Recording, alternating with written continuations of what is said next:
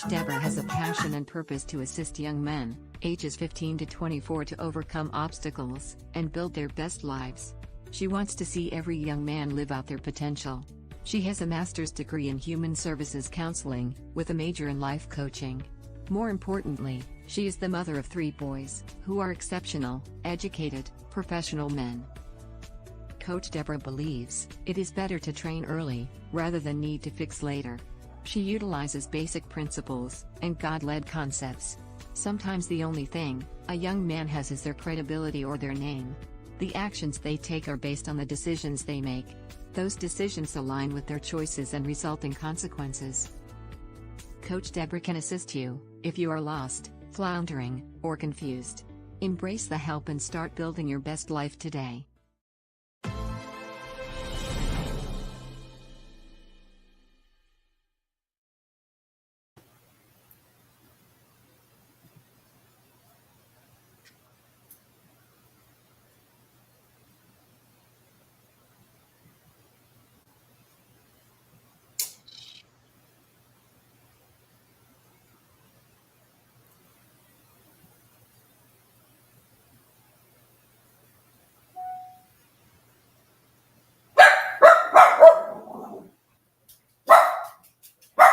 Coach Deborah has a passion and purpose to assist young men, ages 15 to 24, to overcome obstacles and build their best lives.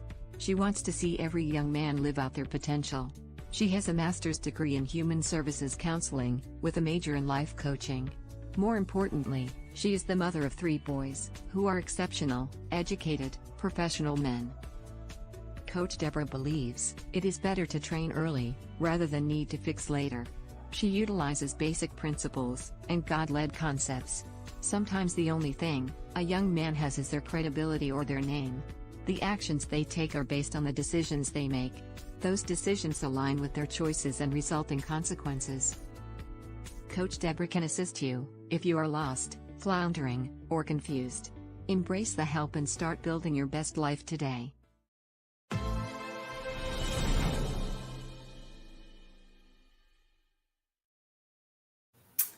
Good evening and welcome to Build Your Best Life. I apologize for the technical difficulties. Someone tried to FaceTime me and it froze everything. So thank you for your patience. I'm excited to be here today with my guest, Elizabeth Meigs. How are you? I'm doing wonderful. Thank you for this opportunity to join you tonight. How are you doing? I'm doing great. Thank you so much for being on. Well, you all know that this year is all about blueprint for success. You need that blueprint in order to go forward, to get those things done that you have on your to-do list, to fulfill your purpose. So that is essential. Well, this month we're talking about peer pressure and how peer pressure will derail that blueprint. So we have another great topic that we have for you tonight. I do want to thank everyone for everything that you do for Build Your Best Life. I thank you for your prayers, your financial support, your likes, your comments, and your shares. So keep them coming. I love to have them. And welcome, Dan and Agnes. Thank you all for tuning in. Before we get started, Beth is going to tell us about her blueprint and what she has going on. Well, I am so excited because I've got a lot going on since the last time that I've joined you for an interview. I am now launching my inspirational speaking business, Elizabeth Inspires. I am a transformational coach. I am working on getting my Pathway to Peace group coaching course launched, where I teach the strategies that I had to develop going through my darkest days, recovering from that car accident just over 23 and a half years ago at the age of 14. Because had I not developed these strategies, I would not be here today, because there's so many times I've been challenged and faced struggles that would have just stopped me in my tracks had it not been for these strategies that kept me going. And I am also getting ready to launch a podcast in the next month or two, and I am working on writing my book, The Golden Ticket. Oh, awesome. You got a lot of great things going. I'm so proud of you. You've come a long way. Thank you. Great work. Good evening, Deacon Holmes. Thank you for tuning in. So welcome to everyone to Blueprint for Success. We're excited to talk about today friend, foe, or peer. Friend, foe, or peer. You know, as we go about our daily lives, we may encounter family, friends, students, co-workers, people in different organizations, and other places. Now, last month, we talked about having that blueprint for personal ethics. And while these ethics should be non-negotiable, so once you know what your ethics are, you should live by those ethics, and nobody should be able to shake them. But we know things happen, but we do encounter peers, and sometimes it may be hard to tell what type of peer that you're associating with, because, you know, there are positive peers and negative peers. But if it is a friend who cares about you, your friend should care about you, right? A foe, we know that's someone that really wants the worst for you. But now that peer, you kind of like, I don't know. Some days you may think, yeah, they're for me. Some days they may be against you. And sometimes you just don't really know. So Elizabeth, please tell us about a time in your life when a peer turned out to be someone who did not want the best for you, and maybe an instance where a peer helped you achieve your blueprint. Okay, well, I definitely have a story for both of those events. So, as some of you may know, it's been over a year since Deborah last interviewed me, but one of the big things that kept me going was God's voice in my heart saying that He had a plan for me when I was recovering from my car accident. And that voice gave me hope. It helped me to believe in something much greater than my current circumstances. And that's really one of the big things that kept me going. Recently, within the last year, I have had someone who I thought was a friend who knew what I was chasing after, being able to help people by getting up on the stage and sharing my story and sharing the strategies that I had to develop. That friend all of a sudden called me a hypocrite because they told me that my story was not mine to tell, that I should not be trying to get paid to share my story because it wasn't mine, it was all God. I know from God's voice on my heart, He wants the things that I want and the things that I'm going after. He wants to give to me, but I have to continue to take action. My want is to be able to help people who are struggling through the same trauma, the same tragedy, the same loss, the same darkness that I have been able to find my way out of. I knew when I was that 14-year-old girl saying that I wish I had died, I should be dead, and I want to kill myself, I knew with God's voice on my heart when He told me that He had a plan for me and I had to keep going, I couldn't stop. I knew that one day I was going to need to be exactly what I needed in that moment for someone else. Now, I had no idea what that was going to look like, nor did I have any idea that 21 years later, it would mean me getting up on stages and sharing my story to a room full of people. But once I began seeing the impact that I could have on a room full of people and how I could help so many more people than I ever could have dreamt or imagined, I knew I had to keep putting one foot in front of the other, and I couldn't let the external forces that didn't have that conversation between me and God stop me. I had to keep pushing forward. So what did I do when I was told I was a hypocrite and it wasn't my story to tell? I had to put up boundaries. I had to cut this friend off because they were only going to drag me down. So when you become aware of how external forces and people in your life who may not have the best interest for you at heart, sometimes the best thing you can do is place boundaries. That's how you're going to keep your peace.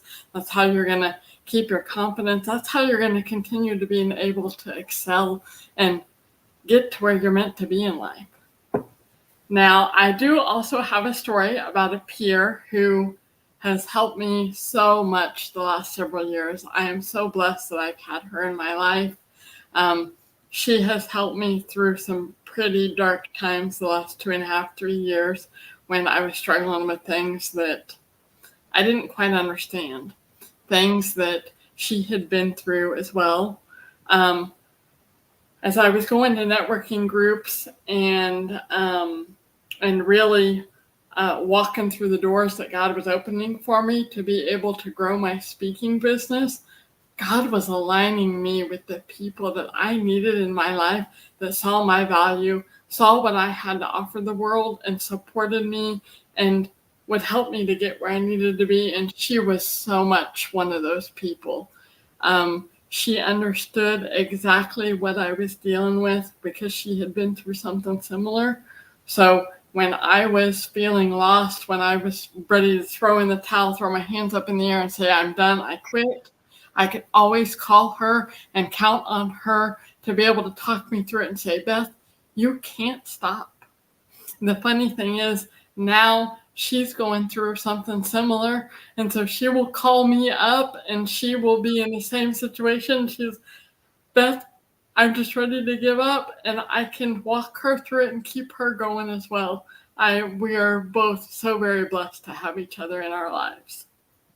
That is awesome. And that just goes to show us all that, we should know it. But relationships are very, very important. Sometimes you can get hurt so badly by someone that you kind of shy away from people. But God did not want us to be alone. But so we just have to have that discernment and be strong enough, like you walked away from that person that was not for you.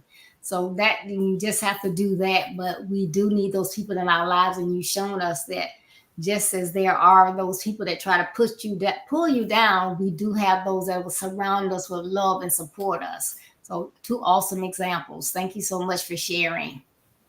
Yes, definitely look for those people that lift you up and see you and value you and appreciate you for everything you are. Those are the blessings. All right. Well, I can remember an incident where a coworker or peer offered to work on some groups for me. I was getting ready to go on vacation. I was doing my work and working overtime like I would normally do. So I get everything done before I left.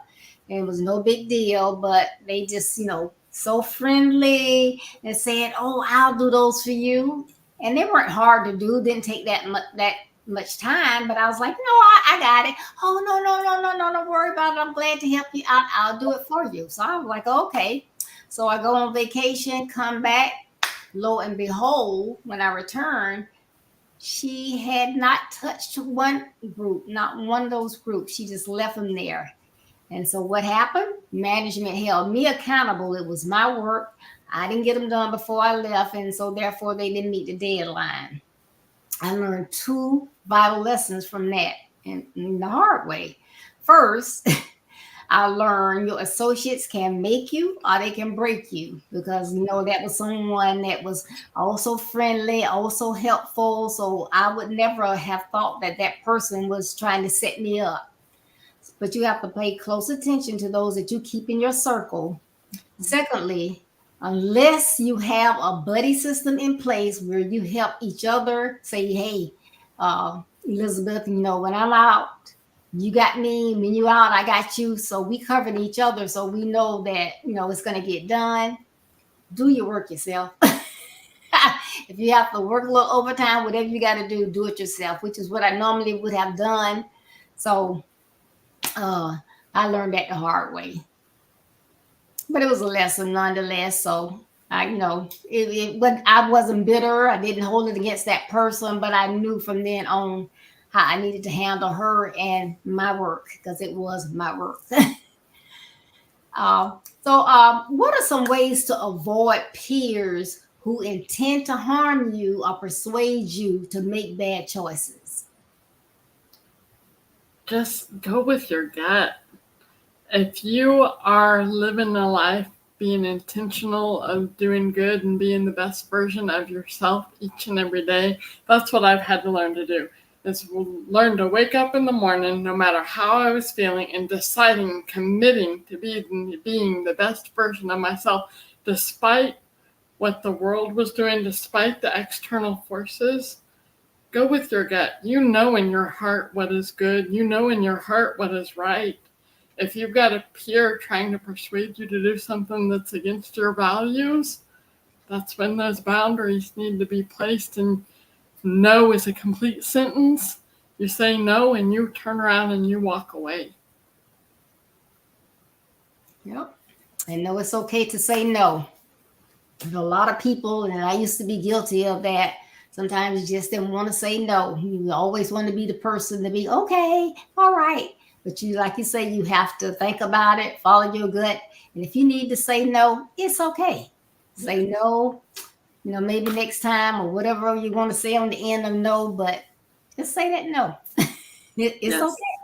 It's definitely so important that you protect yourself and you put yourself first.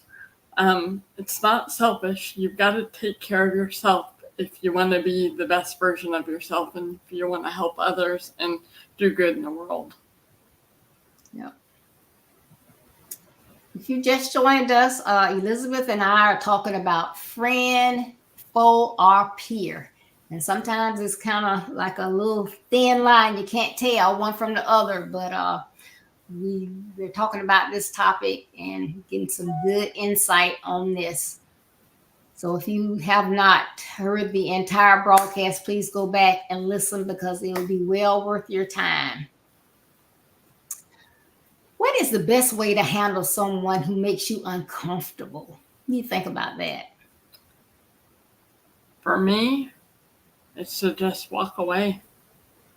Walk away depending on how the uncomfortableness is. But if it's someone that you don't have to be around, just walk away. Or if you have other friends there that are true friends that don't make you feel uncomfortable, go hang out with them. Just try to distance yourself. Okay, and I'd like to hear from our guests out there. If you have a way of when someone makes you feel uncomfortable, what you do, put it in the chat. I would love to get your insight on that. And like you say, depending on where you are, you may be able to just walk away. Of course, a lot of times if it's someone, if you work at a corporate space, there's someone that you have to deal with every day. Sometimes it gets a little hairy. In that situation, I would say just be true to yourself. Know that you're worthy or whatever, but you're there to do a job. Get your job done and just try to let go of whatever it is that's making you feel uncomfortable. Just kind of go about your business and just do your best to let it go. Don't hold on to it. All right. Yeah. And I think that is the best solution to that. I know being in management, of course, you have to deal with all types of personalities. And I had one person that reported to me, and it was just like every day they had to see which button they could push. And, sometimes it would be like, oh my goodness, here we go again today. Until one day they started in and I was like, just leave. And they looked at me. I said, yes, get up and walk out of my office. And they looked at me. I said, get up and walk out of my office. When you're ready to talk to me like you're supposed to, you can come back. But right now, get up and walk out of my office. And, so it did, and they never changed their personality or whatever was going on, but then they knew that I wasn't just going to sit there and take it. Mm-hmm. So. Yep. Definitely stand it up for yourself. And if you can't ask them to leave, then you go somewhere, go out to your car, take a break, just breathe, nice, slow, deep breaths. Think about your happy place, get those dopamine hormones firing in your brain and just let it go. Right. So important. So, Elizabeth, please tell our guests 3 ways to be, if you have more, it's fine, to be a positive associate to your peers that will assist them as they strive to build their best lives. So for me, it's just trying to lift them up. Let them know the strengths that you see in them.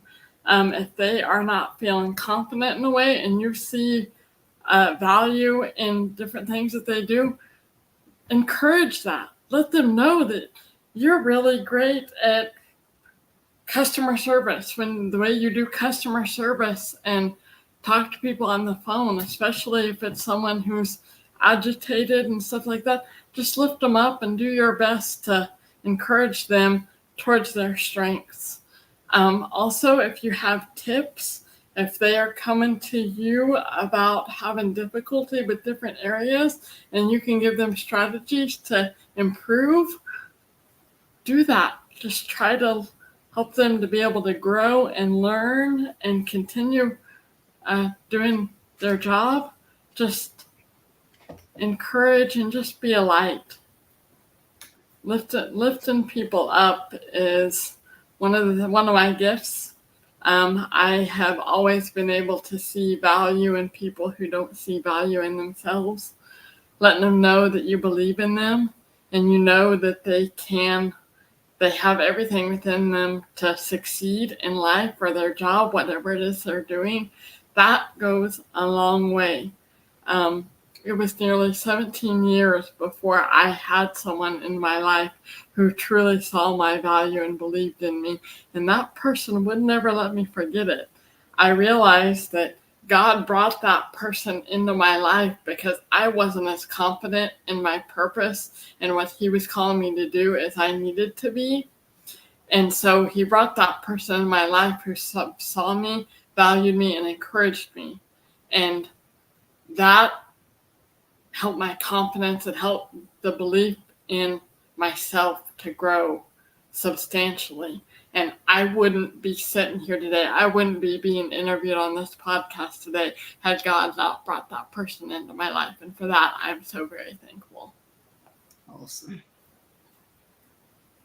Okay. So this has been a great talk, I think, and I hope that it has helped someone. Great insights as to how you can assist others. Maybe sometimes, we are there and we may not be the one that is being targeted, but someone around us. So we know how to encourage them and try to give them confidence so they know that they don't have to be stepped on. And then, what to do in certain situations. Sometimes, as Elizabeth said, just walk away. Simply just walk away. Learn to say no. There's only one person that you can control in the whole world. Just one person. Not even your baby, your toddler, your teen. Only one person, and that's yourself. So you do what you need to do to make sure that you're in a safe space. And that goes, with your mental health as well. That's very essential in where we are. So I think that we had some good nuggets today. And Elizabeth, do you have anything else you want to add in closing? As well as giving us how you can be reached and everything?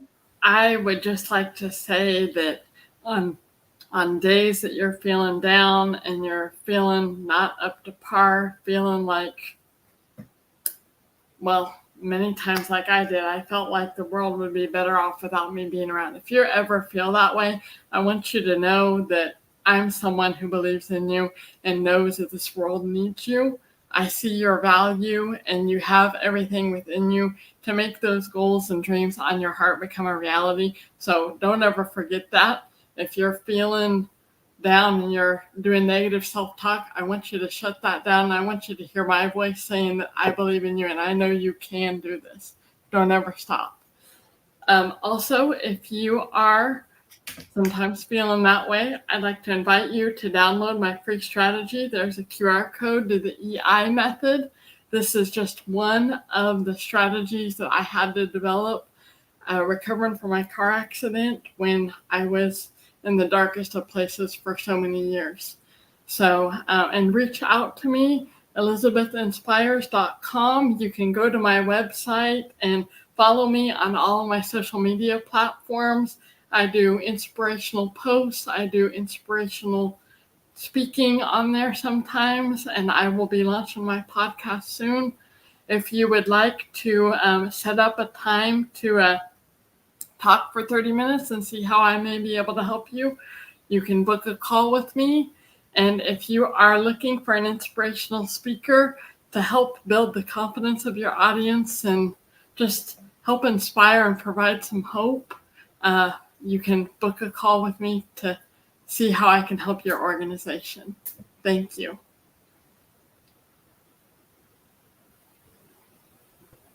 Thank you. So thank you again, everyone, for tuning in today. Please make sure that you check out my website, www.buildyourbestlife.org. Check out the blog that comes out each Monday, as well as the calendar of events. I cannot wait. Next month is our Mothers with Sons seminar. That's our first major event of the year. I am super excited. begins on Monday, May 6th, and runs through Thursday, the 9th. Thanks. Yeah, 6th through the 9th. And we have Pastor Angela Marks, Pastor Shaniqua Davis, Pastor Rosemary Winbush, and Brady Robinson. So I cannot wait. I know it's going to be off the charts. Excellent. So please make sure that you join us. You'll be getting more information, but I just want to put that little bite out there for you. Please join us this Thursday for Coffee Chat. It's time for Coffee Chat with Carol Crockett and I. And our topic for Thursday is going to be I Can. I Can. So you have to join us. Make sure at 6:30 p.m. Eastern Standard Time. We would love to have you. So I thank you. And you all know that this year we are declaring Jeremiah 29:11 over your lives. And we know that God wants what? He wants you to have prosperity, not disaster, but he wants you to have prosperity in your life. And then he wants you to have the future that you hope for. So we're asking that you design your blueprint for success based on the plans that God has given you. Make sure you follow them as you build your best life. And remember, building your best life is our business. That's not a slogan, it's our commitment. I love you. Be blessed. Stay safe. And I hope to see some of you on Thursday. And may God bless you and go with you in all your new endeavors, Elizabeth. Thank you. Thank you. All right. Bye-bye, everyone. Bye.